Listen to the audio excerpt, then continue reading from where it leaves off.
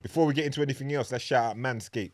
You don't need to look into the Lawnmower 4.0. That's one of the latest piece of up-to-date technology brought to you by the good folks at Manscaped. 20% discount when you use the code WINNERS. And let's not forget the free shipping because it makes a difference. Listen, girls, if you're tired of your man walking around on that retro thing, trust me, help pattern him up. And that makes a big difference. And man, them stop walking around with this big old bush out here, bruh. Trim it down. You know what I'm saying? Word. Pattern up your thing. Get your shit right. Get it official. You know you got a link. You know what's going on. For you, man, you know you're gonna gain it. Like I've said before, you're gonna gain an extra little. For some man, you'll gain extra inches. For some man, you might gain a little couple centimeters. Whatever your situation is, pattern up your shit right. Body groom, your chest hair. Some gal might not want they might not want the Tom Jones retro thing. Trust me. They might not want that. It's done out here. So just trim that up. So make sure trim you pattern yourself up. Also the beard oils. Also when you order, it comes with 3 boxes, 3 t-shirt, all of them things there. So make sure you get the whole package, yeah? Manscaped 4.0. Get that 20% discount, free shipping when you use the code WINNERS. I hope I made that clear. If I didn't say it, I'm saying it again now. Use the code WINNERS, 20% discount and free shipping. Manscaped. Look into it. Get yourself patterned. It will change your whole life. Sex life improve. Them gal there, listen, they'll be remembering you, bro. They'll be remembering you. Trust me. Manscaped 4.0 code WINNERS, 20% discount plus free shipping. Let's go.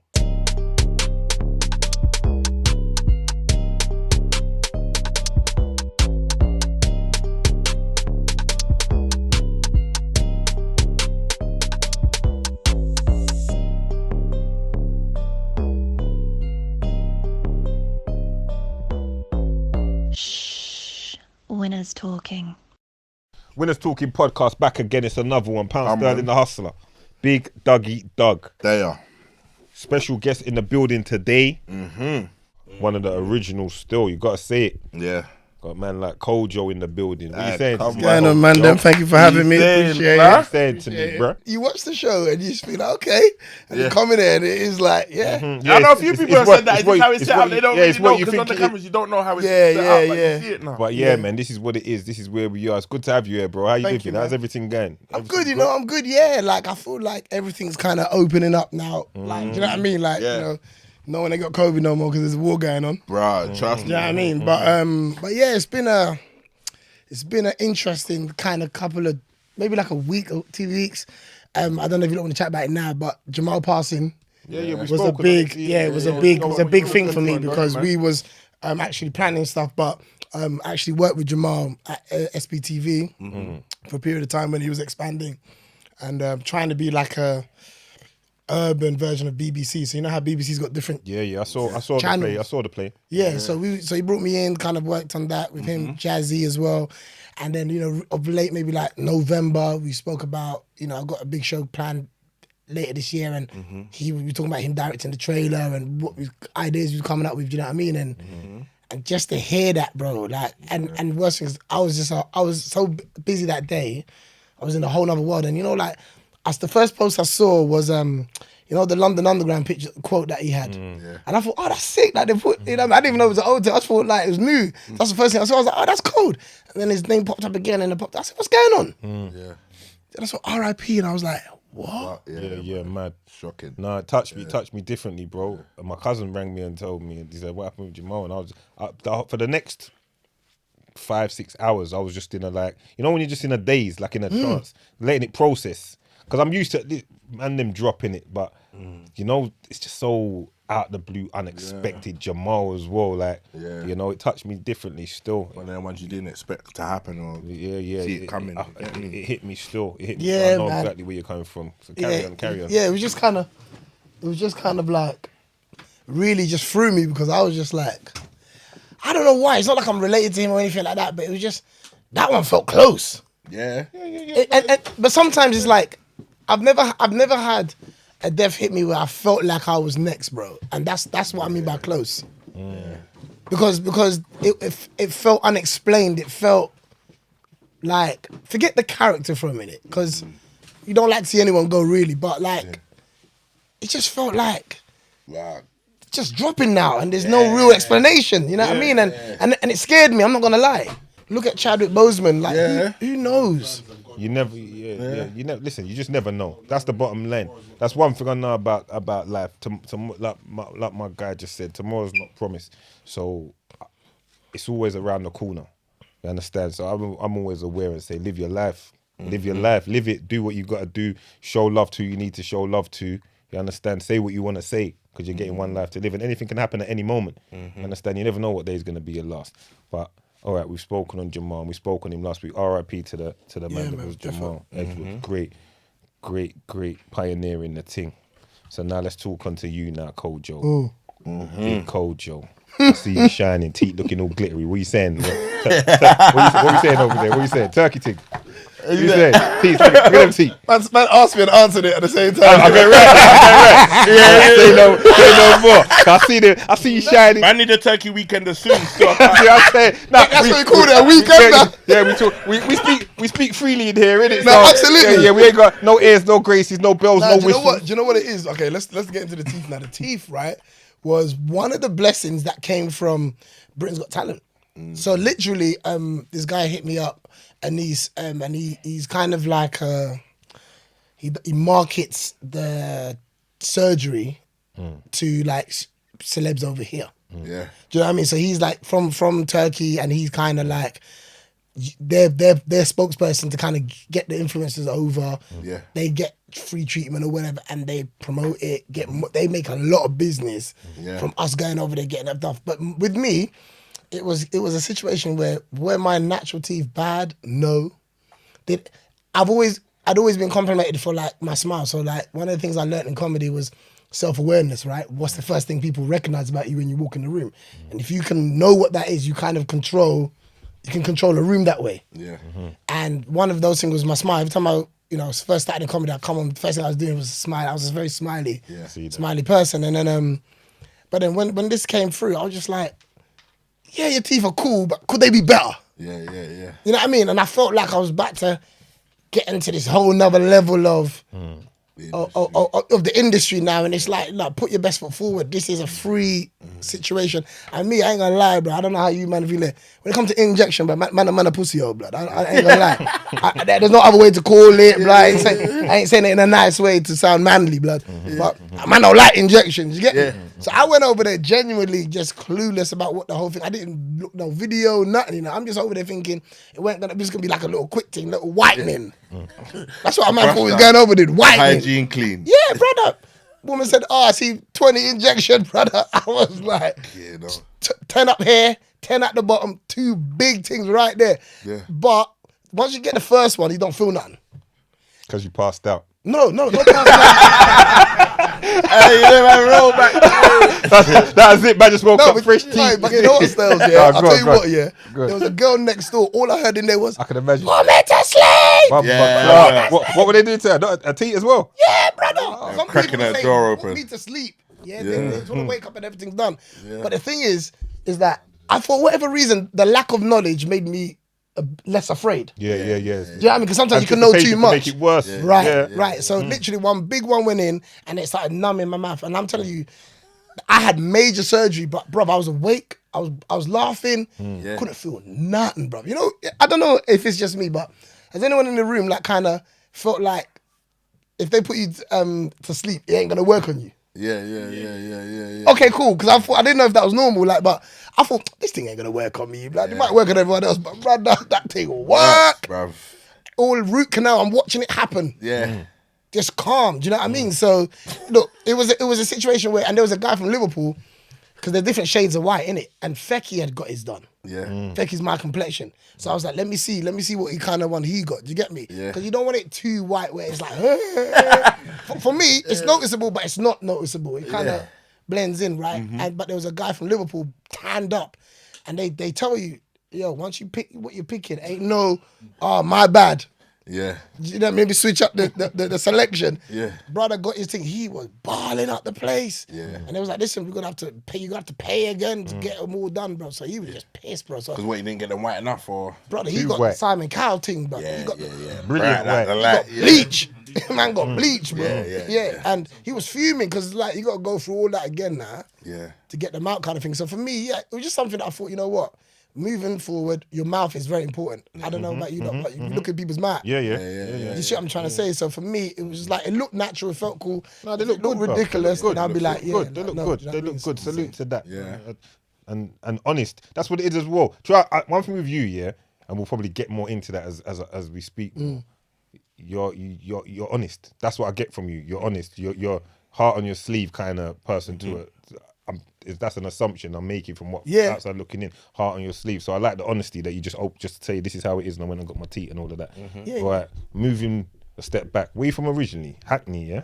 Or is that where you landed? Let's okay. So because I just finished my book, I started interviewing. Not interviewing, but talking to my mum a bit more. Yeah.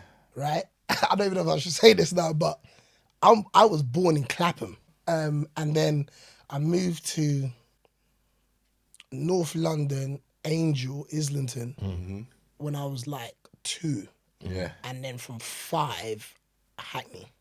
So I claim Hackney. I'm a Hackney boy. Everything else is just Hackney. You see what I'm trying to say? Yeah. So I'm an East Londoner. I don't remember obviously being in You're Crab East South London. and stuff. You're But it's East just so funny because we're near the bits now. Yeah, literally. So I said from Hackney, East London. Yeah, that's what I really know. Was there a period of your life, or you was in foster care? Yes, that's correct. From how old? 5. Okay. So basically my parents got arrested for like fraud and drugs and all that. And it's funny because I laugh about this with my dad. Like they done it one time and got caught, blood. So I couldn't even do the bad man thing in school. Hey, my parents are shotters, you know. That they were dead, blood. They were the worst shotters ever. They probably try to whisper with the African accent, man. It was beat for them. They got nabbed, blood. So that kind of happened when I was 5. Then I was into the system. The woman who raised me was living in Hackney, but she was working for Islington Social Services, foster caring, which was kind of unheard of at the time. Do you know what I mean? Yeah. But she worked for them, so I ended up moving to Hackney, and then man, that's kind of like my childhood. That's all I really know, really. Do you know what I mean? And the woman that raised me, I see her as my mother. I still have a relationship. How many years did you spend with her? So the beautiful thing is, from 5 years old to 18. Oh, for real? Yeah. So the thing is like, because I work with a lot of foster care services and social workers and stuff like that, do a lot of talks yearly. And the beautiful thing is that consistency. You know, and being in foster care, a child needs consistency. Yeah. If it's gonna be like a short term, it should be a short term and then they go back to where they're going. That's right. It shouldn't be I can have them for 2 weeks, you can have them for 2 weeks. Because you think you're doing good, but you're not doing good. And I'm trying to eradicate foster care as having people for short terms and then moving them on somewhere else, because it's not helping. It's not good. Especially if they like the first place they go to. Yeah. And then it's like they've got them bounced to this house, to that house. So I'm working behind the scenes on some campaigns that really speak to people who are interested in fostering to understand what it really is. Because don't get involved if you can't be consistent. You can't. It doesn't help, and it follows the narrative. And I'm a perfect example of what happens when a child's settled and stays, whether they're with their mum or not. Consistency raised. Yes. Come on, let me bust a champagne to Kojo. Being in the building. Come on, it's a tradition. Let's keep it moving. So did your foster mum, did you call her mum? I actually called her my aunt. Yeah, I kind of called her aunt because she always did it. She never wanted to take the role of my mother, but she always reminded me who my mum was, who my dad was. So I called her Auntie Sandra. And she was Guyanese. And her husband was from Grenada. So oftentimes, Big up, come on, Spice Island in the building. Come on, there. Yeah, so yeah, like that was my upbringing. So sometimes if I'm on stage and I do like a Caribbean accent, see it. It makes a lot. See you telling me before you even say what you're gonna say. It makes a lot of sense now. Makes a lot of sense now. Because where are your parents from originally? Ghana. So you got that. You just got the balance going on. You can just draw the yard gallem, and you can draw the gallem. Look at your skinny man. Look at it. All of that. It's all patterned up. And man, I end up with a white girl at the same time. Same time. She's gonna love your white girl. I love your tea. Your tea. Oh, you're funny, you know. You're funny. Smile again. big Caribbean, big Caribbean influence, food. Yeah. There was a period of my life where there was these Nigerian guys on my estate. And I was probably around like 11, 12, 13. And that's when I really hung on to these Nigerian boys. Yeah. Because it was remember, I'm Ghanaian, but it was the closest reflection of who I really was. Yeah. And I can look back at it now in hindsight and be like, that's why I connected with these boys so much, because it was like, yeah, I was being raised as like in a Caribbean household, but they reminded me of who I really was. Even my African accent sounds more Nigerian than it does Ghanaian. I get battered online, bro. Why do you sound Ghanaian? I mean Nigerian when you do the accent. But people don't understand that. That's where man's Yeah, because it's not like you grew up with it in the household. Right, exactly. In the years when you were most influenced, that's not what you were hearing. Exactly. Got you. Exactly. So I really hung on to those group of boys, and they became the reflection of myself that I felt like I was missing and needed kind of answers to. Do you know what I mean? So there was a period when we went back to Ghana, parents got released, went back to Ghana on this long ass holiday. Yeah, you know them holiday, no return ticket. Yeah, I know them holidays. So I went back to go back to Ghana and just stay there. But then my mum was like, after 2 years, she just was like, nah, it'll be better for you not to go back, kind of thing. So yeah, man, just returned back to UK, went back to my aunts again. Yeah. Back in the system, and yeah, man, happiest childhood. Good woman, good aunt there, good aunt. My lifesaver. Come on, you, clearly, that's what I'm saying. I'll let you say it, but clearly, you know, because with the fostering situation, like my aunt, my cousin's mum, fosters for so many years. Obviously, they have the option of not letting you stay. It cannot be a heartfelt vocation where it can just be a paycheck.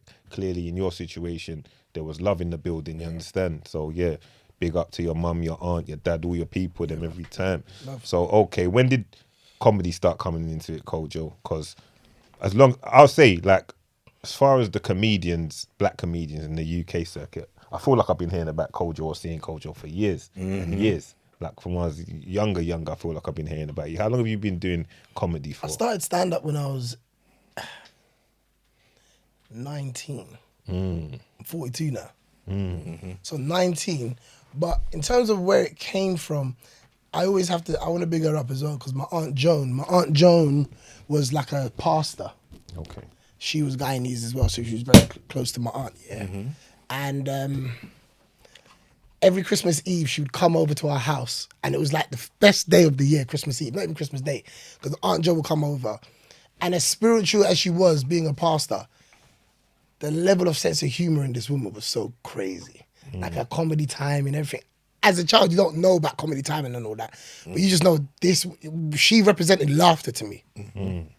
I get a lot of my balance of faith and humor from her, because as much as I love God and as much as I'm a Christian, she always encouraged me, my Aunt Joan, to be yourself. Be your inconsistent self at all times. Be your true self. Don't not tell a joke because you feel like it's gonna go against Christianity if you know your intention is pure and honest, kind of thing. And that's someone that really guided my early steps in wanting to be funny. Anytime the family members would come around, I was the entertainment. That doorbell would knock, blood. It would be the milkman, blood. I was ready for jokes, blood. You get me? Like, I was just ready to just make him laugh and entertain whoever came in the house. So I was working on a project called Camp America. Have you heard of it? Camp America, like, yeah, when you go abroad. When you get sent out, yeah. So you go Camp America, you spend like a couple months out there working with young people. I was working at a youth club called Springfield Boys Club in East London. So I was kind of in the whole, what's it called? I was kind of in the whole, oh yeah, respect. Come on, we have to bust a champagne for Kojo. Yeah, go on. Cheers, man. Salute. Yeah. So I kind of oh, sorry. No, go on. No, yes, I kind of was like working with young people over here. Then there was opportunity to go to America. I've always been fascinated with America, and to go over there and work with young people was great. I learned so much about myself. My first time leaving home, bit of independence. I remember I came back. It's like, man, ain't washing no dishes no more, blood. But man had a summer off of that thing there. You get me? Which ultimately was me saying, okay, you're ready to live by yourself now. Get your own place, kind of thing. So then we started the process of me getting my own place, and then while I was over there, I was I had a weekend off, went downtown, and I saw a Martin Lawrence DVD. And all I knew of Martin Lawrence was House Party. No Def Comedy Jam, nothing. So I remember from House Party. So I thought, oh right, man's got his own film, innit? Yeah, so I thought it was a movie, blood. Yeah. It's a stand-up. Stand up. Come on. You So Crazy. Yeah, hard. You So Crazy. People don't really talk about it as much, but that was a No, if you know the thing, that's a everyone should go and check that out. Of comedy. Go and check that out. Yeah, Martin Lawrence is funny, bruv. Different. And I saw that, and then I was like, I'm in love with that. What is that? I can do this. I stopped seeing him. I started seeing myself. And I came back and I did everything I could to learn about what comedy was, stand up, whatever. And then Rudy Liquid and a guy called Keith Palmer, they did a comedy workshop. So I signed up for it. I remember I asked my aunt, can I have £150 to sign up for this thing? And she was like, I said, yeah, I'll pay you back. I promise I'll pay you back. And she saw so much conviction and passion in me. And my aunt always supported anything that I was wanted to try. She always encouraged us to try. Big up, auntie. So, so yeah, she saw the light in my eyes, gave me the money, and then got into the game, started doing the workshop, learning more about self-awareness, which is a skill that I think I possess today. Sometimes I can be too aware of myself sometimes, but learning about what people see about you, being comfortable with those things. One of the examples was Jo Brand. She used to start when she was coming up on stage, she'd do like a fat joke. Yeah. And then now you don't see a fat woman on the stage. Yeah. It's like the elephant's killed it. It's gone now. You can just enjoy the jokes, enjoy the humor, rather than sitting there just knowing she's big, and avoiding the elephant in the room kind of thing. She just used that power for her own guidance in her set, and so it was about learning about those things. So I got into the game, man, with people like Lateef Lovejoy, Mr. C, Donna Spence, a few people that were coming up around the time. Another kid called Owen Talk a lot, R.I.P. to him. He passed away a couple of years ago. And we all came up, do you know what I mean? There's a whole bunch of us coming up, and I was just like so excited. And I remember the name that I was compared to was Richard Blackwood. But I only knew Richard as MTV. I didn't know him as no comedian. I didn't know none of this. Yeah. Do you know what I mean? So when I kept saying Richard Blackwood, I was like, he's on MTV. Like, what do you mean? Yeah. And that's how I kind of feel now with this generation. Like, my name will probably come up, and they're thinking, wait, from Choice FM? Yeah. Or not knowing all the stuff before. So it's just a generational thing. But my first steps in comedy was great. Yeah. And it took you a lot of places. You was, tell me if I'm wrong, Wildin' Out. You did Wildin' Out. How was that? Exactly how you think it was, brother. Wildin' Out. That's what I want you to tell me, bro. Do you know what? So and you're British as well, so they gotta be loving the accent. So you gotta have some good stories for me. Let's go. So Wildin' Out happened because in 2009. My guy Lex just whispered, say the name. Say it with chest, blood. We don't whisper in it. Valentine. Oh, nah, she wasn't even there. She's new. Come on, man. He's Who was there?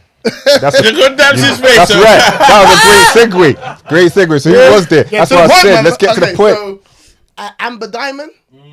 Okay. Amber Diamond. Man said, that's approval, you know. Yeah. Come on. Masculine shit. Brittany Daly. Who was there? Oh, one of the. I'm gonna say this, man. I think she's one of the most beautiful women I've ever laid eyes on.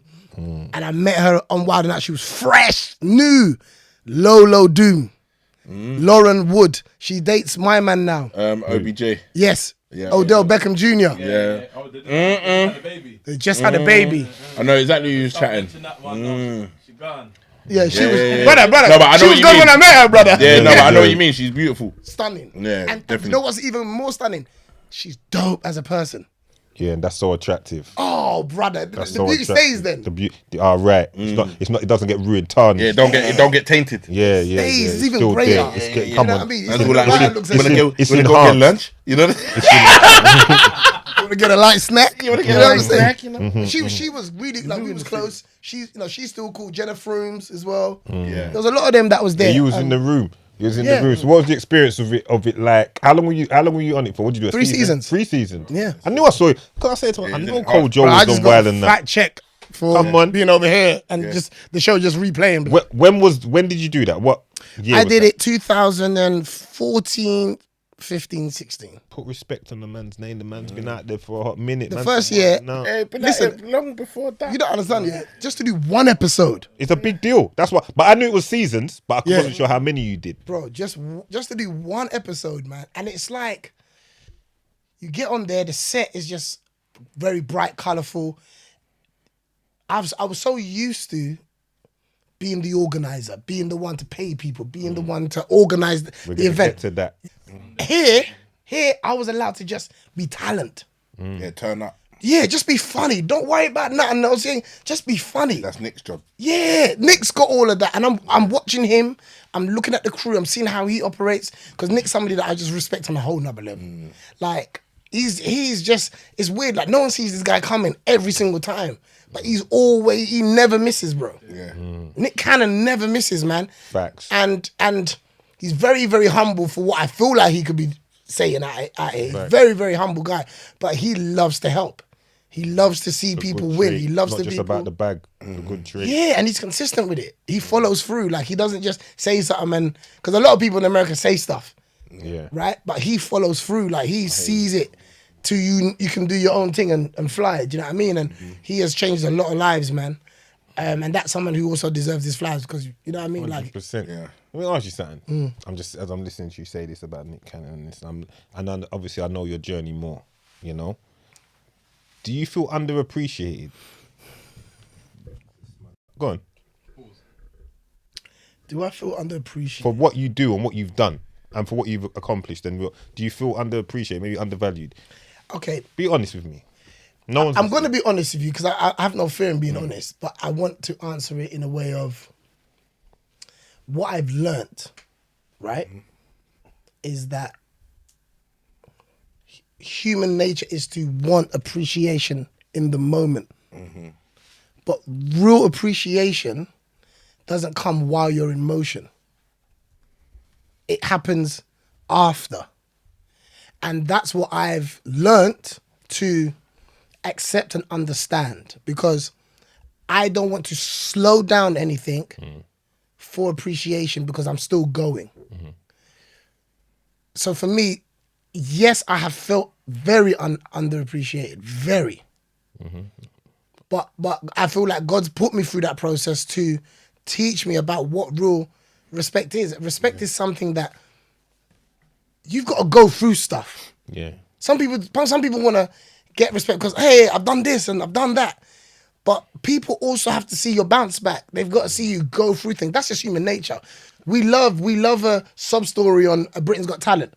It makes people go, all right, man, that's deep, man. Yeah, people swallow some stories, and not some stories in an ignorant way, but like a journey. Yeah. We've all been through stuff. We can't really connect with someone that's just winning. Yeah. You know what I mean? That's why the winning turns to hate a little bit because people are like, where's the middle bit? Where's the Yeah, I understand. Where's the balance? You know, So for me, to answer that question, I would say I felt underappreciated a lot of the time, but that's because I was wanting something back from those who I gave to. Yeah. But what I understand about blessings is I bless you, someone who I've done nothing for blesses me.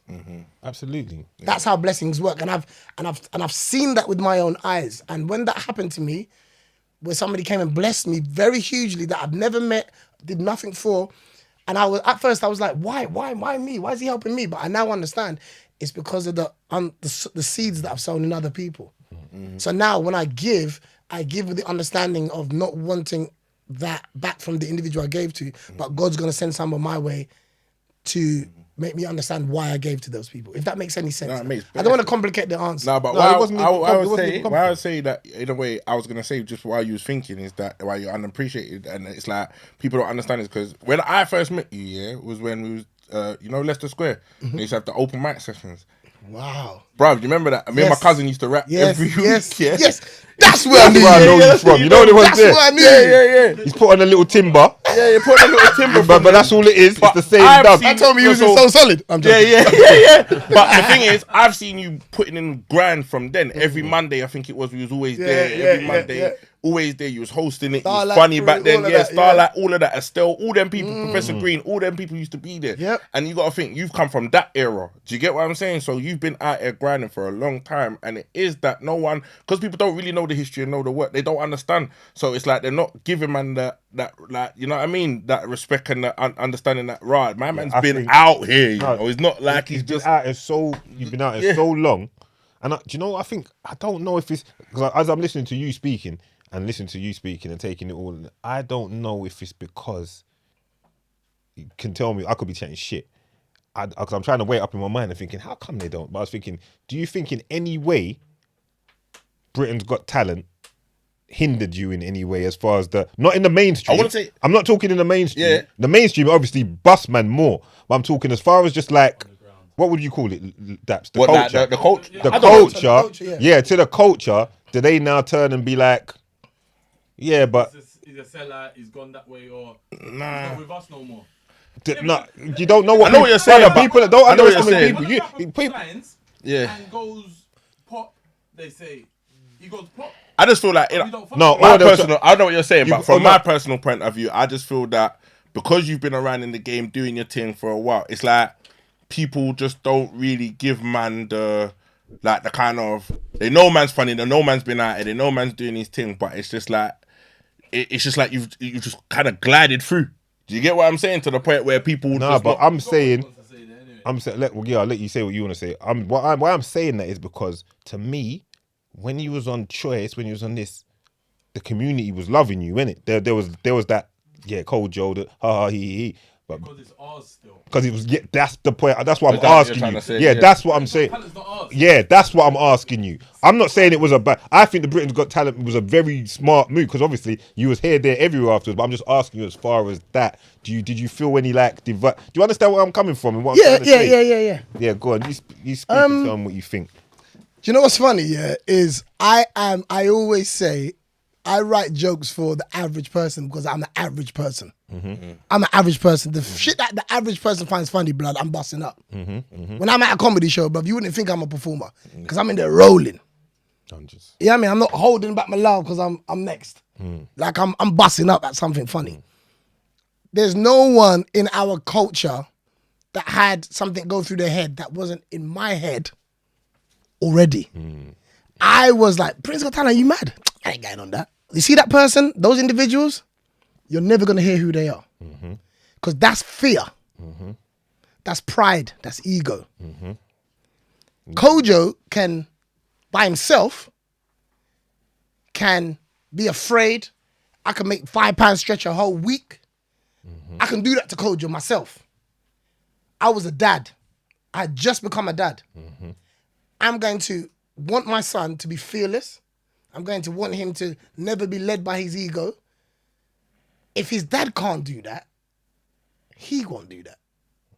So for me, it's like, what's the real reason I'm not doing this? The real reason why I'm not doing this is because I'm worried about what 2% of this country is going to think. maybe less. Right. And you know what the funny thing is? Because that we live on that 2%, it feels loud, but it's very quiet. Listen, it's minuscule. It's very quiet. And if you entertain, if you give your life to 2%, you've robbed yourself from 98. And I was like, when you the black culture, the black scene, we see someone and we feel like, oh yeah, man's bust now. But you can't say man's bust now until you've asked them what busting is to them. Yeah. People feel like with me doing Wild It Out, me doing Choice, me doing all those, to other people, they'll probably be lifetime achievements. Yeah. To me, those were things that, That's a step on the bruv, way, those bro. things were minor to me. Like- And no ego, but that was like things that I expected. I know where you're coming from. You know what? Because I live like that. I expect these things. Right. What excites me is where there's a little bit of doubt in my mind. Can I achieve that? Yes.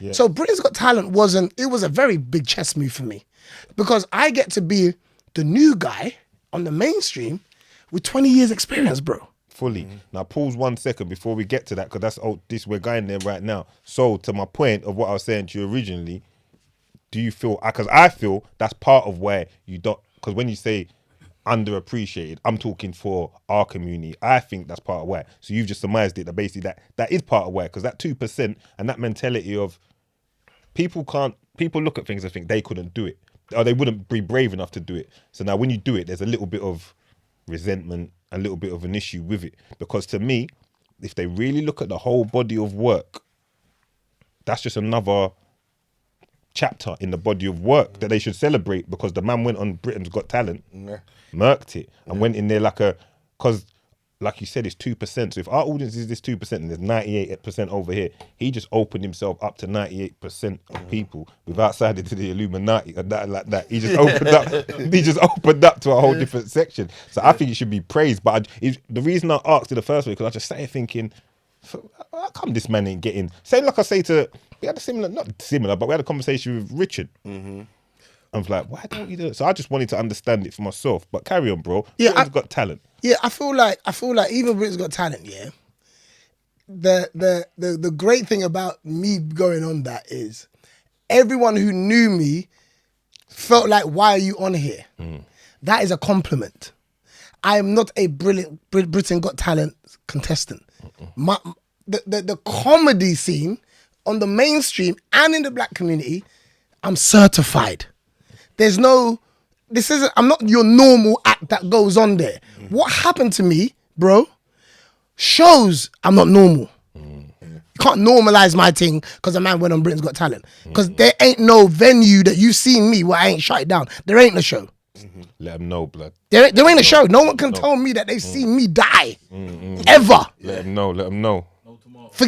Brother, not even in the can. No Sandman.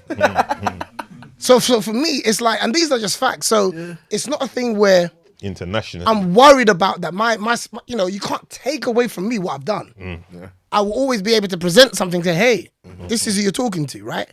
So for me, going on there, if you see that now, like over 50 million views around the world, bro. Every time I leave the country, Man got the golden ticket, bruv. no, but not the regular. Like I got Simon's one. I got Simon's. Simon's one's different to the Simon's regular one. one's I don't know different. nothing about golden If Simon tickets, hit blood. golden ticket, if Simon hit golden ticket, he's all due to want to take you somewhere Simon. himself. Simon. You know what I'm saying? I didn't know. I thought it was just one thing for everyone. That's why I say. No, go on, tell us about it. Tell us about Each it. judge, right? Each judge Has their own one golden thing, right, yeah? Right. I'm in the green room of the show, about to go on. All you're hearing people talk about is Simon Cowell's buzzer. Simon Cowell's buzzer. I feel like I'm the only one in the room. Don't give a damn about Simon's buzzer. That's right. Bro, furthermore, I didn't even know how many rounds there were. I didn't even know there was cash prize. Coming to shell it down. I'm coming there because the audience, I'm giving it to the audience. I'm actually blocking Simon from a view because I'm doing my research. He don't like comedians. Yeah. So, all I need is the majority to say, you're through, and then I'm good. Yeah. Bun what he says. That's what I was on. I was literally on bun what he said. You know what he's on? He's a little artist. Yeah. He's a pagan. Right, so for me, I come in there just to the audience. Bro, this is just another show. I can go up the road and do a show in front of 200 people, or I can sign up for Britain's Got Talent and do a show in front of the whole world, bro.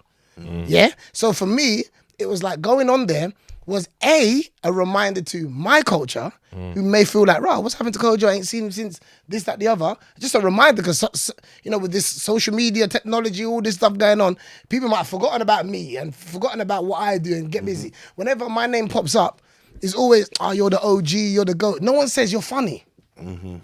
So for me, if I'm going to be honest, bro, that's what gets to me more than anything else. More than being underappreciated, all of that. Only When my name comes no up, one says you're That's what I'm saying. Before Britain Got Talent, it was that thing like, rah, man, know about Kojo. Like, it wasn't like, rah, man, had actually giving you your flowers in a sense, like you're saying, rah, man's funny. Like, but that's why I feel like the Britain's Got Talent move was a chess move, because in my eyes, I hadn't seen you like up until then again.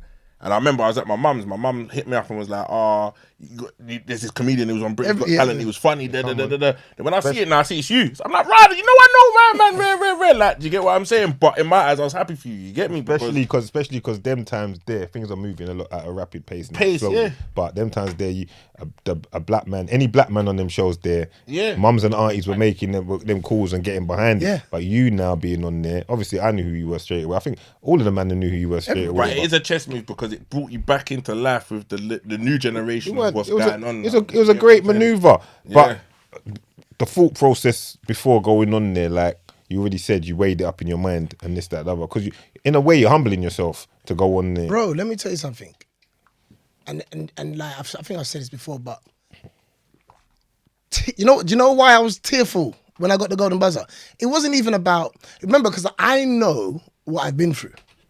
But during the period of Britain's Got Talent, bro, I'm telling you, man, that day, let's just talk about that day when the golden buzzer happened. Bro, a man had £30 in my account, bro. I hear you, brother. £30 in my account. I hear you. My fiance was with me. My son was with me. My brethrens come. I had to figure out how I was going to get there and get back. People don't know what was going on that day with me. They don't know. Yeah? I had to just figure out how I was getting there, bro. Yeah? And then I'm thinking, like, nothing's going right for me. I've done all these things that I've got all this street cred, but nothing's going right for me. I prayed to God that year in the evening. Sorry, no, it was November when I decided to do it. Before I even got approached, I said, God, I've written a movie, bro, that I never got a penny for. That's on Netflix. Come on, The Weekend. Yeah. I watched never it, got bro. I nothing. know the thing. I never got nothing. No money. No, I got robbed from that. Good movie as well, you know. I got I won't robbed from promote it that. too much then if you're not getting no money. Yeah, for people to go Carry and on, watch it, carry on, like, go on. I got robbed from it. I had invested a lot into other people. And I just felt like, The highs and lows, my brother. yeah, I just felt like, am I doing too much? Because sometimes you could be doing too much. You know, in this country, we've got a thing of, you know, just focus on comedy. But I've grown up with the American mentality. All my real blessings have come from America, if I'm honest. Chappelle, Chris Rock, Kevin. I've worked with Russell Simmons in New York for a whole year. People don't know. They do now. Stan Lathan, who's one of the biggest black directors in America, Sonar Lathan's dad. I'm under his mentorship. But like icons have co-signed me, but I've got nothing to show for it. And everyone will do an interview and be like, yeah, Kojo help me, Kojo help back. But when did Kojo help himself? That's right. And I was so selfless that I was just like, I need to do. I got a son now. I feel you. I feel you, brother. And even now talking to you about this now, through doing a lot of reading, my trauma of my childhood, right, was I've never felt like I had anyone who had my back. From growing up, from, you know, maybe friends in school, the industry, like I felt like I wish I had a big brother. I'm the oldest. I'm the big brother. But no one, I never felt like someone has my back. My boy Nathan, and I will say this on camera right now, this is probably the realest guy I've ever met in my life. Shout out Nathan. Yeah, I'm saying this to him now, but like, the realest guy I've ever met in my whole life. Nathan had to take a sip of the Henny for that one. Carry on. Because like, with Nathan, it's like, I trust him with everything. Yeah. Come on. I've never met someone I can trust with everything. Nathan's a guy I trust with absolutely everything because he checks up on you. He's thinking about you. Brother, I'm at this place. Do you need... I've never had that. He's younger than me. Right? But ultimately, he's shown me brotherhood that I've never, couldn't even dreamed of. I understand. So part of my trauma from being in foster care and all that is that I never had anybody look after me. So now that's what really made me look after all these comedians, put people on. If you got a dream over there, I'm going to help you do it. But I'm really doing it because I want to be loved back. Do you understand what I'm trying to say? Like, and it's only now as I've written my book and read autobiographies and looked at other people that I've really kind of understood myself a bit more and my own traumas of I've desired love that probably was missing. So I did everything to get it. So I'd be helping people. Sometimes I've had people tell me, bro, like, what's going on? Why am I not helping me? You don't know me like that. To the point where, but I'm just seeking approval from people. So when I'm going on to Britain's Got Talent now, it's like, this is the first time I feel like I can genuinely say, my son made me not help others anymore. He made me help him. I feel you. I've got a focus now where my selfishness makes sense because guess what? As much as I've said many times, you know, I'm done helping people. God made me that way. Listen, it's a nature. I'm like that. If you're a helper by nature. You can't help it, bro. But there'll be a time where I spoke about it in here, so I can relate to a lot of what you're saying. You're gonna help everyone so much and give for everyone else so much. They'll take it all, and you wonder why you feel so drained, and why you feel a certain kind of way. And at some point, there's no choice. Yeah. You have to be selfish. You're gonna have to look after. You're gonna have to be selfish and prioritize yourself. Because if you fall apart, there's no one else who's going to look after your son. Do you understand? Well, this is it. And but my son gave me that realignment, that focus of, you're the reason why I'm doing this now. Something that belongs to me. You're like, sometimes you help other people and you give them advice, and it's like, no one wants to take your advice. They want your advice, but they don't want to take your advice because they see what you've done. They want it, but you give them the advice. They don't want it. They don't want it no more. But it's like, my son he's only going to want it from me. I'm the first point of call until I fuck up. So it's like I've got him to do this for. So when I done Britain's Got Talent, I did it for him. I wanted him to have the best, more than anything else. So it was deeper than all the other stuff. Rex, pass that. Oh, Doug, you got something to clean up. Yeah. There's a cloth there, you don't have to use that. Is there a cloth? Yeah. Throw the cloth, Rex. Right. Sorry, Kojo. No, sorry. No, right. Just to hold on, just for a pause for a second in what you're saying there, because I think this is important for people to take on, because they might hear me say it a lot in here, so it's important to hear it from someone else. The man's put his pride aside. Sometimes you can get too caught up in worrying about what other people think, what they're saying, what they say. Oh, but if I do this, they're gonna. Like, you must prioritize yourself and get real priorities. What's really important? Putting food on the table, looking after your son, looking after what really counts. You understand? Not the bullshit of, oh no, but they're gonna think I'm this if I do it, or how will people look at me? A man said he's gone there with a £30 in his pocket and laid it on the line. It's honest. You laid yourself vulnerable, bro. Bro, I heard Will Smith say, like, behind what you fear the most is what you want the most. Behind what you fear the most is what you want the most.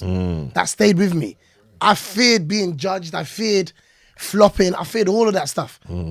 I go on there, and then my whole life. Remember, this is a TV show. They can do what they want with your edit. 100. Do what they want with it, brother. Yeah. For entertainment, for banter. Yeah. But I put my career on the line, right? Because I was like, look, you can edit Britain's Big Brother. You can edit Love Island. You can't edit the jokes that I told. That's what I was gonna say. The self-belief that you have. Oh yeah. Yeah. That's the thing. It shone through. The richest thing about me is my self-belief. I can tell, like, you've said it here, you're the shit. You put me on that stage, I'm gonna light it up. There's no stage that I won't deliver. There isn't, because I've done things honestly. I've worked hard. I've been around icons. I'm not around. You've mastered your craft. You've paid your dues. Absolutely. You haven't. Tell me something. You haven't. From what I'm hearing here, you haven't skipped any steps on the way up. You've done your tutelage. You've done it, yeah. You see, that's why. You can't just go from. Some people think you can go from 0 to flipping 99. You understand? And you might make a room full of people laugh and this. We might be in there busting jokes. I'm not gonna think, oh yeah, I can go and step on a comedy stage, and next minute people's gonna be throwing tomatoes. I'm gonna jump in the crowd and want to fight them. No, it's best that we just stay in our lane. Like, the man's paid his dues. Like, every step of the way, from what I'm hearing from you, it sounds like you've done it the right way and you've mastered your craft. And and you can't chat to a man that masters his craft. There's so many things that I'm rubbish at, but I've given them no energy. I've put all my energy into the blessing that God did give me. Right? Football is the first love that I ever had. But I had to work hard to be average. Yeah, I had to work hard to be average. You can call me at any hour of the day when it comes to comedy, and I'll shut it down. So that's what God's given me. When God's giving you something, it's like, Terry Crews once spoke about humble. And he said, people tell you to be humble, but they only tell you to be humble. But he said you should only be humble with something that ain't yours. When God's giving you something, you know it's yours. Like, it's like when you walk into your house, you ain't humble about walking into your yard. But that's yours, bro. You if somebody blindfolded you, you can get in your yard. I've done it how many times? That's what comedy is to me. I hear that. Yeah, I had to be humble at everything else in life. But not the comedy thing. Not the comedy. And sometimes people see that as arrogance. But that's your energy, because you ain't maybe found what you can be, where you don't have to be humble about until you realize that in something else. I can relate. Yeah, fully. Do you see what I'm trying to say? No, fully I hear what you're saying. So for me, it's like, this is my gift. I know it's my gift. My gift has saved me. It's protected me. It's protected my family. It's, we're talking about a pandemic for like nearly 2 years, bro. self-employment. People think this is a joke. During the pandemic, when you're self-employed, bro. And to survive that, that's my gifts saw me through that. My gift, bro. I didn't have that check that was coming in. I didn't get no, what was it called? Bounce back loans. All these payments that were happening to me. Furlough and bounce back. Furlough and all that. Yeah. Brother, man, don't get sick pay, brother. And that's when I really said thank you and well done to myself during the pandemic. Because my gift saw me through it, and my son and my family. My gift, bro. Come on. So when the people are saying, oh, my man ain't funny or whatever, my gift saw me through a pandemic, brother. Where I didn't have to go look Asda for a job here and all of that, bro. If that can't be respected, I don't know what else. It's deeper than being funny. It's deeper than that, you know. And, you know, even sometimes I get into squabbles with other comics because it's like, they will admire me so much that they come to me and I may not give them what they want immediately. But you have to understand that I had to earn the respect of Dave Chappelle. I had to earn. Is this from comics that want to go on your comedy funhouse? Or? Anything. Yeah. Okay. Fun, whatever. I mean, they've all gotten there. But it's like sometimes, you know, I won't say his name, but there was a comic who had an opportunity recently. I was asked to be on the opportunity. He took me off the opportunity because he said me and him got mixed up. I didn't even know that. You sure? Could we just say the name? Masculine shit and all that. Masculine shit is, I think it's irrelevant because it's been dealt with. Yeah. You know, Yeah. So I'm not in the place where I was with it. You're not, yeah, I understand. Right? I understand. But for me, and I was excited to be in it because in my head, I like this brother. I'm a fan of what he's doing. So I'm going to come and Doug, support. you reckon? I ain't going to guess it. Huh? You reckon? Use your money. He ain't going to guess it. If we You're guess- gonna start reading that name. Off camera, I tell you, man, who's in my head. When you said it, But you ain't two gonna names guess it. popped up. You ain't gonna guess it. Probably say you're not gonna guess it. You're not gonna guess it Yeah, because they're still on their way up. Yeah. Oh, okay. But it was an opportunity for them, and I come and I was like, yeah, man, I want to be of service to what you're doing. I'm But don't not you a think that hater. man crashed that for you because at the end of the day, more than not the mix-up thing, it's more that man saw you as a threat. Because like you say, Definitely not a threat. you're king of what you do. Yeah, but So I it's don't like- think it's a threat. I feel like, and this is if you don't hear nothing I say today, I want everyone to take this, man. In our community, we have people who want to get on, don't get on when they want to get on. They finally get on, and they remember the people that didn't help them get on. Yeah. Did that make any sense? That makes a lot of sense. sense. B. And I'm saying to you, That makes a lot of sense. and I'm saying to you,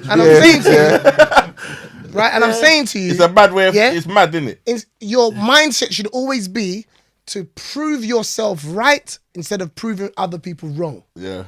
Don't put your energy into proving people wrong because you're gonna win, but it's gonna be with the wrong energy. No, I hear you. You're Yeah? right. You're right. It's gonna be with the wrong energy. And I'm saying to you, like, Virgil van Dijk will never chat to no footballer that's in the Division 1, bro, until he gets to the Premier League.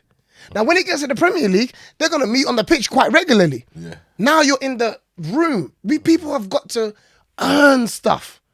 And because I've only had the knowledge of earning stuff, for somebody to come and just feel entitled because they're in comedy is a problem. And I feel like it's not just comedy. There's young presenters. I feel like there's a whole generation of people now, yeah, that feel like a bit of bitterness towards people who were there before them, right? Didn't really help them as they felt they should have been helped, right? And now they're on top now. They're the new thing now. They're just blocking all of the people that they thought should have helped them. And I'm saying to you, if they helped you, you might not be where you are. Yeah. You might have missed those lessons to actually get there. I will say this name. And this is somebody who I'm so proud of. Because I knew it was going to come for her. Romell London. So what Romell London is a presenter now on Capital Extra. When I met Romell, she was a young, talented girl who was doing all these little open mic shows and stuff. This girl was hustling. She reminded me of myself. Romell was doing work experience on our show. Then she became like a little student broadcaster, whatever. And there was an opportunity for me to get a co-host. And I chose someone else. And the reason why I chose someone else is because I didn't feel like the person that I chose would get this opportunity again. But they were good. But you see her, I wasn't worried about her. because the rhythm that she was going in was going to pave the way for her career. Sometimes God gives you your path. Yeah. And things happen for you how you do it. Today she's sitting on the network. She's one of their leading presenters. I may have tampered with that had I rushed her, because the person I did choose weren't going to be round and long, but she was good. And I just come out of a radio relationship that was very toxic. So the next person, I didn't care what they'd done. I just wanted to have banter with them. This is a breakfast show, bro. Man, I'm getting up 4 o'clock in the morning, but I don't need no passer. Yeah. So now I just want banter in the morning. But I knew Romell was always going to get to where she is now and beyond. Every time I see her, it warms my heart because she's for real about this. She's one of the realest people in this thing because she's done all the steps. She'll go through a bad season in her career because that's what we all happen. But she would have been there before. You see the people that get an opportunity that ain't been through a bad season. They don't know how to come back. They're not built for this. And sometimes you feel like, you know what, that was an opportunity that I could have had. But when in hindsight, if you just go through your own journey, your fruits will come. Do you see what I'm trying to say? So 100%. big up to Romell, man. I got so much love for her and she's definitely here to stay. Right, there's a few things I have to get to now because we got to wrap up soon. So I got to ask you a few things. Breenie Lee. Oh, God. Come on, you're not leaving without hearing us discussing it. Which one's that one again? God. That's it. There was the we'll call it the madness that went on. The debacle. Oh, the debacle. The debacle in Dubai. The debacle in Dubai, you know? I'm gonna call it. From what you heard, what do you not think about it? Be honest. I just watched from the outside looking in, and I just was like just watching. We need to talk about. I need you to give me perspective because she came for you, like, you know, and she definitely came with her energy. I think I didn't see what you did first, but apparently you went first. She came for you. I see it. She came for you, then you came back. You've got to tell me. I didn't come back. No, you didn't come back. No, you you did an explanation of the situation. Also, with that, I'm gonna have to ask because I know people want to know this. Like your eyes seemed a little red that day. Was there no, tears? do you know? No. Do you know what's mad? Go ahead. So, bro, Hey, like, allergy thing. bruv, that's so funny you say that. Bruv, I feel like I was blind for 2 days. I could not see it out of my eye for 2 days, bro. And what I'd done is I'd run out of contact lenses. I wear contacts. So I'd run out of contact lenses. So that day, I'd slept in the contact. I left them in with my foolishness, yeah? Because you know the internet said you was crying. No, right? but you see Hold on. no, but you see, I wear One thing you need contacts. to know I wear about- contacts. Yeah, So but I know. When he's saying I now, get what before you're you saying. even get deep, No, I understand even- because it bro. reds out your eyes, and if you don't drink water and moisturize your eyes again, It will red your eyes out on a normal day, but this, my eyes said, you've been doing this too many times. Right. Yeah? I understand. So I could not see out of my eyes for 48 hours. This eye, I couldn't see. The thought of, even when I had my eyes closed, I had to wear shades. Did I tell you about this? I had my shades on in my yard, bro, with the lights off. This is the for fact 48 we have to hours. clear things up. Okay, so look, let me just say this because I'm kind of over the situation and I don't want to have drag it another. back Don't up. want to reach. I don't want to have another moment where it's like man was going in. But one thing about me, yeah, I ain't afraid of nobody. I'm not afraid of nobody. I don't have a rhythm on online of dragging people, like targeting people, targeting women, and all this other stuff. Yeah, the narrative was, oh, he comes for black women because that's what you do to galvanize people when you know you're by yourself. To get, you know, it's like the little Batman sign for all the other black women to come together when he goes, oh, you know how black women have to deal with this. Blah, blah, blah. Let me tell you something about Kojo, yeah? Read my CV. I've invested way too much money in black women to ever disrespect black women. First of all, I want to clear that up. I got to clear that up because this is the opportunity for me to kind of answer. There was a lot of things that was said. I never saw no comment. I didn't see no shade barra. I didn't see no UK gossip. My people in my circle, no, don't bring that to me because is it going to make me feel better? Is it going to make people talking about my son? I didn't see nothing. I didn't read anything. I'm built differently. I wasn't made on social media. Social media ain't gonna kill me. Let them know. It's impossible.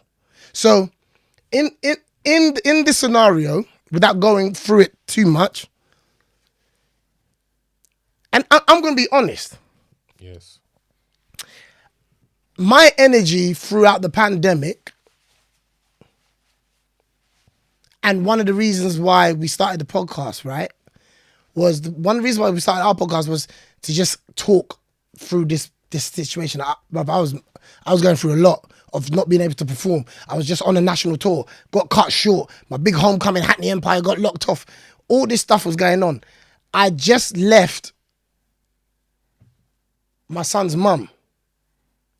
So, bro, I was in a dark space. I've never got into a place in my life where I was ready to serve a woman 110%.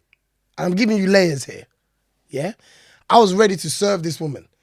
My relationship broke down in a very, very bad way that I didn't see coming and really, really, really, really hurt me. I'm not gonna lie. Because I've got a son with this woman. I never saw me not being with the mother of my son. Like the family that raised me, the stock that I come from, bro, for that not to be the situation, killed me. This is refreshing, man, to see someone talking honestly. I'm just being real. It killed me because women want men to do this and love and all the other stuff. But I got there and I felt let down. Not to drag my son's mum, because she's an amazing woman. We have a great relationship now. We've had our own conversations. We're in a great place. We're in a phenomenal place. She's an amazing mother to my son. She does too many amazing things. We're good. But in the process of that, I was also in an apartment by myself now. I couldn't see my son for 14 weeks. They live in Birmingham. So I'm dealing with all of this, right? So I say all of that to say, the version of Kojo that was going through the pandemic, bro, anti-woman, a bit, frustrated, felt let down. Let's be clear, anti-woman, not Woman. anti any race of woman, just anti. Oh yeah, anti. I'm just making. Yeah. If they look at it, they can understand where it's coming from Yeah. more. You understand? But I'm just being honest, right? So because I've got. That's the I've headspace also at got to the look back at myself and say, hey, look, you can't just throw, because I'll talk about Dubai, but it's not just about just throwing someone under the bus and not looking at yourself, innit? That this whole situation coming out Reflection. gave me an opportunity to realize that I hadn't forgiven my son's mum. Do you know when I forgave my son's mum? Real talk. When all this madness was going on, she called me and she says, are you okay? Bro, I thought I'd forgiven her, bro, yeah? I hadn't forgiven her until she rang me and said, are you okay? When everyone's DMing her, trying to get dirt on man and all this other stuff, it's so easy for her to just get involved. But she wouldn't do that anyway because that's not the kind of person she is. But in the midst of all of that, all she cared about was, are you okay? You see that moment, bro? I forgave her. I forgave myself. All of this stuff that I was holding on to got released in that moment. Yeah, blessings don't always feel like blessings straight away sometimes, yeah?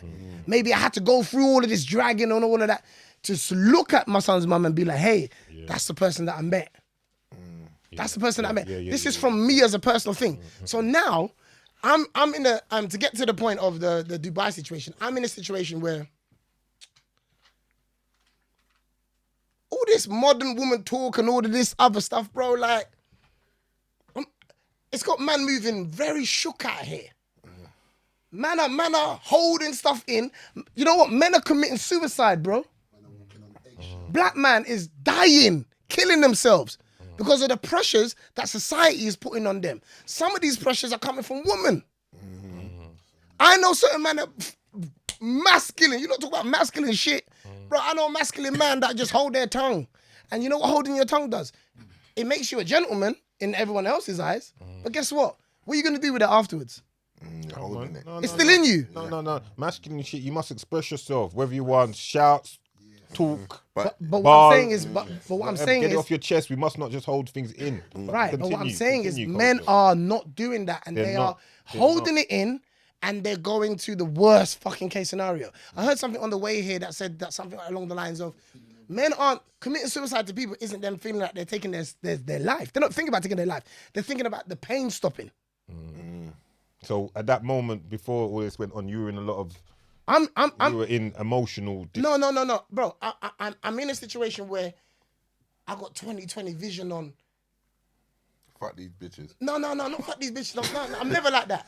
Bro, I got sisters. I got sisters. I'm on a. Bro, I'm never on a instigation. I'm never on an attacking a woman thing. I'm on solutions. No, but you know we love women. We're all about looking after the women. When I say fuck women. these bitches, I mean like watching it back because I see it. Yeah, it was more of a thing of, you know what, fuck it, I'm gonna expose these motherfuckers. Like, do you get what I'm saying? Like, and just say it for what it is on the platform that you have. That's yours to say it on. I'm saying this, man. Yeah, set. It's not an even playing ground. Me and Nathan talking about this on the way here. It's not even playing ground. Do you know what a gentleman is? And we said it. A gentleman is somebody who wants to act a certain way but don't. That's a gentleman to the world, to society. Man. And I'm saying fuck that man. Fuck him, innit? That's what I'm saying. Fuck that guy. Because you can do that, but what are you gonna do with it afterwards? Yeah. And that's where the danger comes in. Because he hasn't been able to express himself how he sees fit. Do you know what's the worst thing is to express yourself to someone, not the way you wanted to express yourself, and now you're still holding it. But to them, it's done. But it ain't done because you're carrying this shit. I say, and where does it go? 100%. I'm saying, so in this situation, I felt like I'm going on a vacation. I'm supposed to buck him in LA. Yeah, my vaccine thing didn't come true, so I thought, you know, I need a break. So I went to Dubai. My boy bucked me out there. One girl hit me up, said, "Oh, I see you going to Dubai. Can I come hang out with you?" Cool, come and hang out. Bless. Oh, I've invited such and such, yeah, to come through. I know this person. This person's been on a podcast. I went to her birthday thing. Cool, she's cool. Come through. Then I, in a nutshell, I didn't like the behavior that I was seeing. Okay. Because I never brought you out here.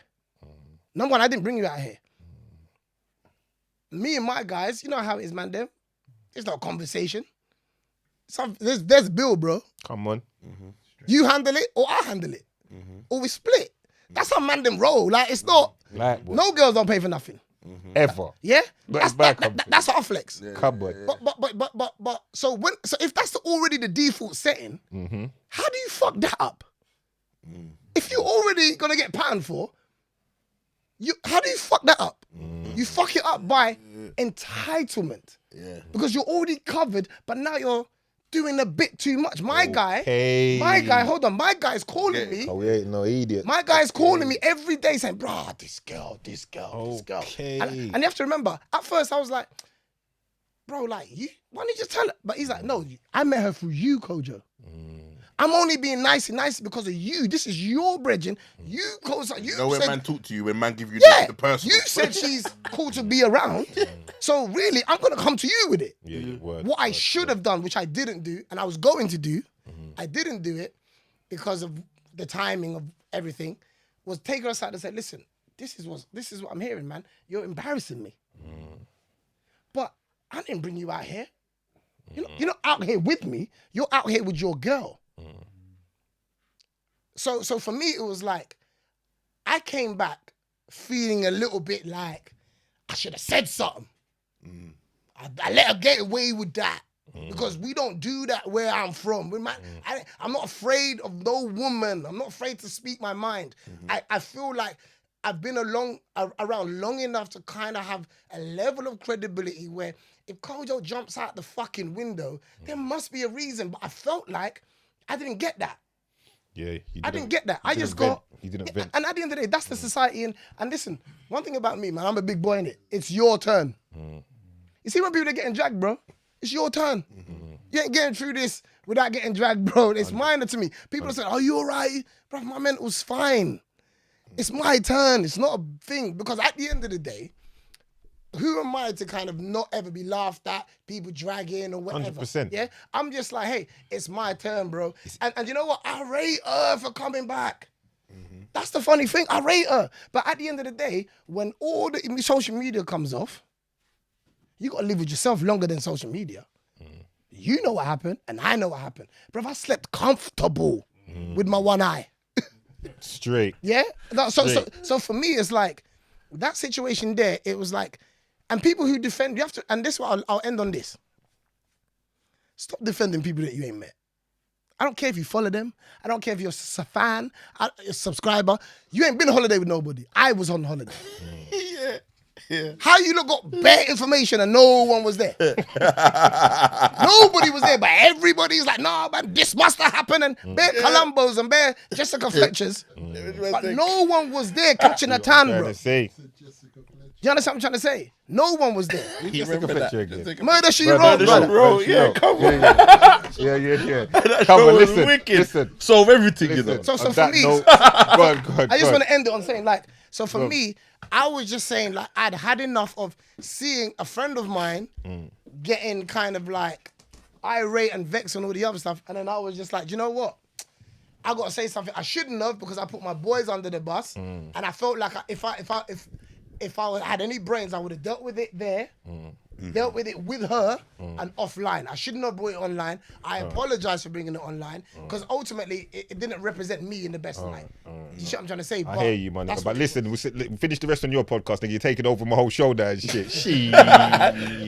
Nah, only joke. Listen, This is 2 episodes. This is 2 episodes now. This is a 2-part. But nah, listen. Large up Kojo in the building. I appreciate you coming through. Thank you very much. Won't be the last time we link up. Won't be the last time we do this. It's been great. Salute to you. Salute to your career. All your accomplishments. We respect it. You understand? And we know what it is. Yeah. In this room and to those watching, just know the man them. We've seen him for a long time. Kojo putting in work, representing for the culture and doing all that he can to push things forward. Salute. It's Pound Sterling, the Hustler, Big Doug, Kojo, man them in the Stat.